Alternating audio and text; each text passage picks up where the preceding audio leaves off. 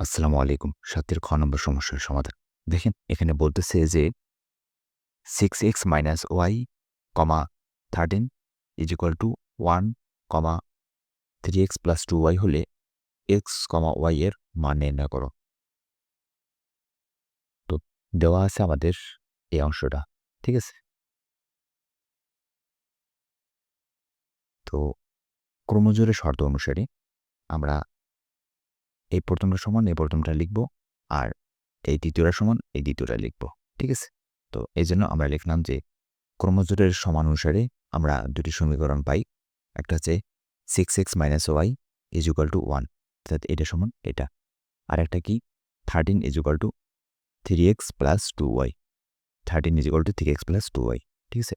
এটাকে আমরা দিলাম ১ নম্বর সমীকরণ, আর এটাকে নাম দিলাম আমরা ২ নম্বর সমীকরণ। ঠিক আছে?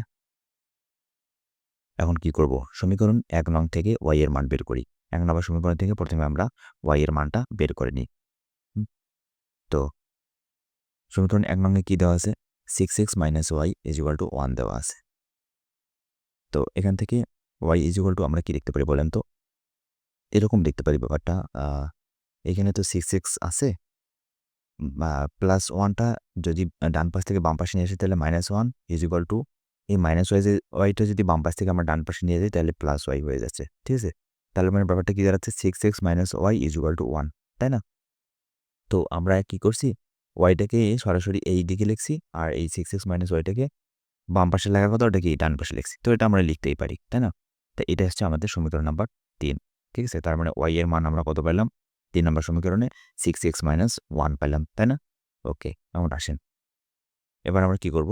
এখন সমীকরণ ২ নং এ y এর মান বসিয়ে পাই।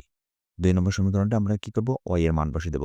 ২ নম্বর সমীকরণটা আমাদের কি ছিল? ২ নম্বর সমীকরণটা ছিল আমাদের 3x + 2y = 13, তাই না? এই যে এটা। তো এটা আমাদের ডান পাশে ছিল, আর এটা বাম পাশে আছে।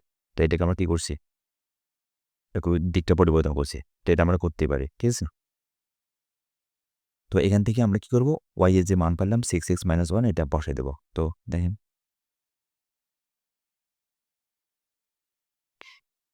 তাহলে এখানে 3x আছে প্লাস 2, y এর জায়গায় কি লিখলাম? 6x - 1 লিখলাম = 13।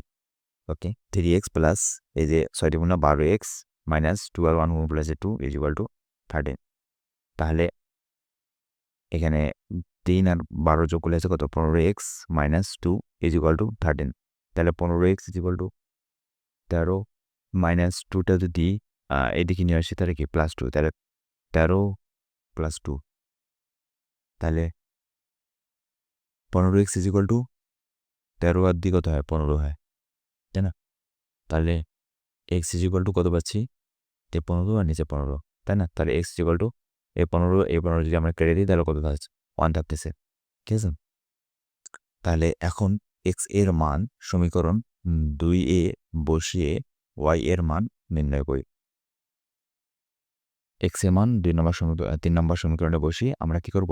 y এর মানটা বের করব। তো x এর মান কত পাইলাম? 1 পাইলাম। আর ৩ নম্বর সমীকরণটা আমাদের কি ছিল? ৩ নম্বর সমীকরণটা ছিল y = 6x - 1। ঠিক আছে? তো y এখান থেকে 6x, 6 x এর মান পেলাম 1, তাহলে 1 বসিয়ে দিলাম -1। এখান থেকে y = 6 এর 1 গুণ করলে 6 - 1। তাহলে ৬ থেকে 1 যদি বাদ দেই তাহলে কত থাকে? 5 থাকে। তাহলে y = 5। তাহলে অতএব নির্ণয় মান x, y = 1, 5। ঠিক আছে?